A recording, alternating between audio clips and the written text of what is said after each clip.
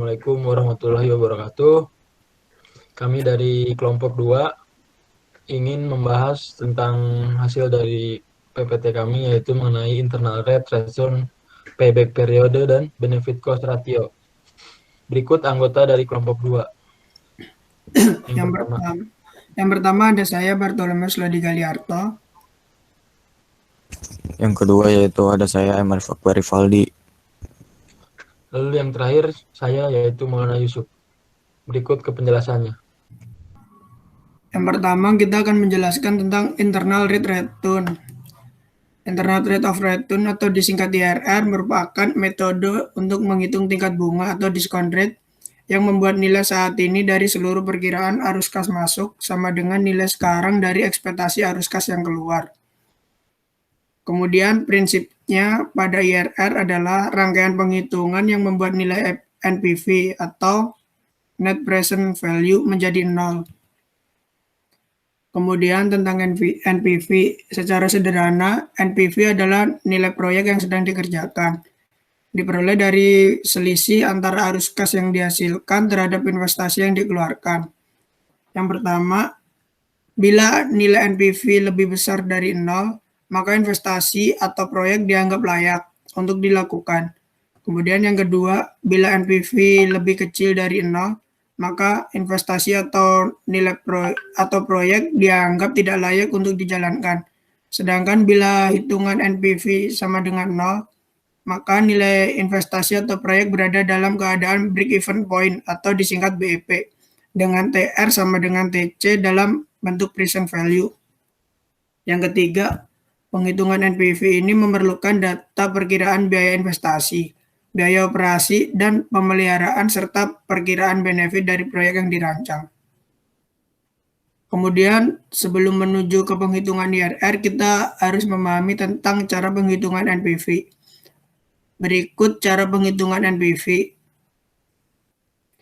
Dengan keterangan yang tertera, yang pertama NPV merupakan net present value dalam rupiah. Kemudian CT sama dengan arus kas per tahun pada periode T. Kemudian C0 yaitu nilai investasi awal tahun ke-0. Kemudian yang terakhir R merupakan suku bunga atau discount rate. Kemudian tentang IRR sendiri, yang pertama IRR yang lebih besar dari cost of capital maka menggambarkan bahwa investasi yang dilakukan akan menghasilkan return lebih baik yang dirancang. Artinya perusahaan disarankan menerima proyek investasi. Kemudian yang kedua sebaliknya, jika IRR lebih kecil ketimbang cost of capital memberi gambaran bahwa investasi yang dilakukan akan menghasilkan return lebih kecil dari yang ditargetkan, sehingga perusahaan lebih baik menolak proyek tersebut.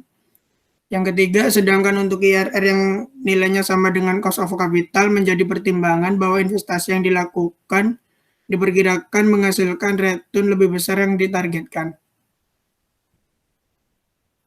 Kemudian, untuk penghitungan IRR didapatkan dari rumus sebagai berikut. Dengan keterangan yang tertera, IRR merupakan internal rate of return. Kemudian ada RK merupakan tingkat bunga yang lebih kecil. RB merupakan tingkat bunga yang lebih besar. Kemudian NPV RK merupakan net present value pada tingkat bunga kecil. Kemudian ada TPV RK merupakan total present value pada tingkat bunga kecil. Kemudian yang terakhir TPV RB merupakan total present value pada tingkat bunga yang lebih besar. Kemudian tentang IRR adalah tingkat discount rate yang menghasilkan NPV sama dengan 0. Kesimpulannya, bila penghitungan IRR lebih besar ketimbang diskon faktor, maka dapat dibilang bahwa investasi yang akan dilakukan dinilai layak. Namun jika nilai IRR sama dengan diskon faktor, maka investasi yang akan dilakukan dinilai balik modal. Sementara bila IRR lebih kecil dari diskon faktor, maka investasi yang ditanamkan dinilai tidak layak. Kemudian untuk study case-nya akan dijelaskan oleh teman saya. Untuk selanjutnya, study case IRR. Perusahaan PT Jaya ingin membeli sebuah mesin produksi untuk menaikkan jumlah produksi barangnya. Dengan perkiraan harga mesin tersebut adalah Rp 150 juta dengan mengikuti suku bunga pinjaman 11-12% per tahun. Untuk arus kas yang masuk pada perusahaan diperkirakan 50 juta rupiah per tahun untuk 5 tahun. Apakah rencana investasi pembelian mesin produksi tersebut feasible? Dari persoalan tersebut bisa diketahui yaitu CT-nya sebanyak 500 juta, C0-nya sebanyak 150 juta, dan R-nya 12% atau 0,12. Next.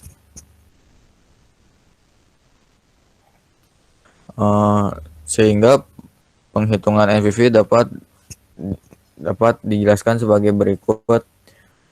Yang sehingga hasil dari NPV tersebut sebesar 30,24.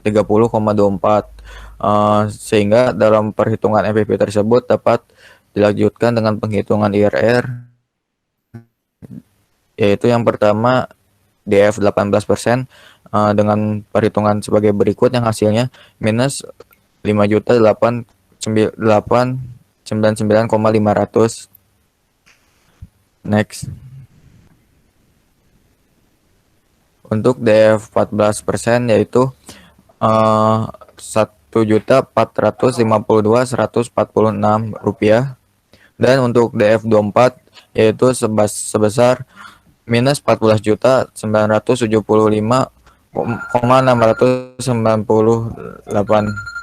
sehingga dapat diambil kesimpulan yaitu semakin besar DF-nya, gagasan usahanya tidak layak. Next. Selanjutnya yaitu payback periode. Tentang payback periode dapat diartikan sebagai pengembalian modal investasi dalam jangka waktu tertentu. Istilah ini merujuk kepada periode maupun jumlah tahun yang dibutuhkan guna mengembalikan nilai investasi semula. Jika dalam bahasa Indonesia, istilah payback periode lebih dikenal dengan sebutan pengembalian modal. Next. Selanjutnya penghitungan payback periode dengan rumus PP sama dengan N tambah hasil dari A min B dibagi C min B dikali 1 tahun dengan keterangan PP sama dengan PP yaitu pengembalian modal, N yaitu tahun terakhir saat jumlah besaran arus kas masih belum dapat menutup besaran investasi semula, A yaitu jumlah besaran investasi semula, B yaitu besaran total kumulatif dari arus kas pada periode tahun ke N, dan C yaitu besaran total kumulatif dari arus kas pada periode tahun ke N. Next. Selanjutnya study case dari payback periode yang pertama yaitu PT Saga Mandiri ingin melakukan sebuah investasi dengan besaran 100 juta dalam aktiva tetap dengan ketentuan sejumlah proses kumulatif sebagai berikut, yaitu untuk tahun pertama arus kasnya sebanyak 50 juta dengan arus kas kumulatifnya yaitu tetap dengan 50 juta, dan tahun kedua yaitu arus kas sebanyak 40 juta dan arus kas kumulatifnya 90 juta. Untuk tahun ketiga arus kasnya 30 juta dan arus kas kumulatifnya menjadi 120 juta, dan untuk tahun keempat arus kasnya 20 juta, untuk arus kas kumulatifnya sebesar 140 juta. Next.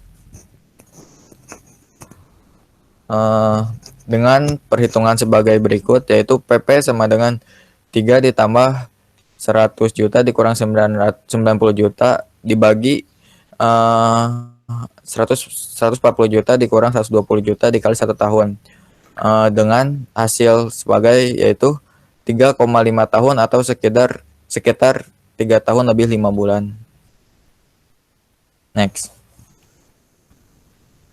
Untuk study case yang kedua tentang payback periode yaitu PT Petri Indonesia melakukan sebuah investasi dengan besaran Rp 750 juta rupiah adapun jumlah proses per tahun adalah 225 juta rupiah. Maka didapat periode pengembalian besar modal adalah sebagai berikut. PP sama dengan besaran total investasi awal dibagi besaran jumlah arus kas dikali 1 tahun, dengan hasil dari study case tersebut yaitu 3,3 tahun atau sekitar 3 tahun lebih 4 bulan. Next. Dan untuk selanjutnya bisa dilanjut oleh rekan saya. Berikutnya saya akan menjelaskan tentang benefit cost ratio. Next. Pengertian benefit cost ratio sendiri adalah rasio yang digunakan dalam analisis biaya manfaat untuk meringkas hubungan keseluruhan antara biaya relatif dan manfaat dari proyek yang diusulkan. BCR dapat dinyatakan dalam istilah moneter atau kualitatif. Jika sebuah proyek memiliki BCR lebih besar dari 1,0, proyek tersebut diharapkan memberikan nilai bersih sekarang yang positif kepada perusahaan dan investornya. BCR dihitung dengan membagi total keuntungan tunai yang diusulkan dari suatu proyek dengan total biaya tunai yang diusulkan untuk proyek tersebut.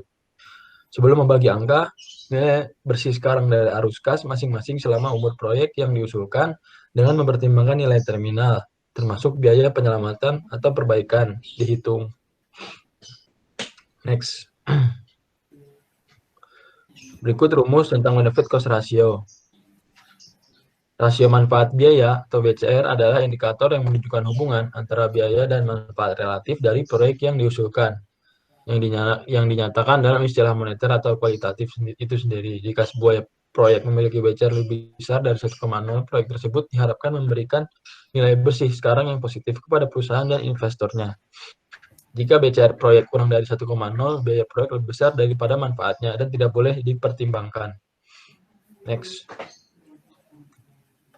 Berikut contoh studi case benefit cost ratio. Karena nilai BCR memiliki angka 5,77 yang artinya lebih besar dari 1, maka kegiatan perusahaan untuk renovasi apartemen dianggap dapat memberikan keuntungan di masa yang akan datang, sehingga proyek ini layak untuk dijalankan.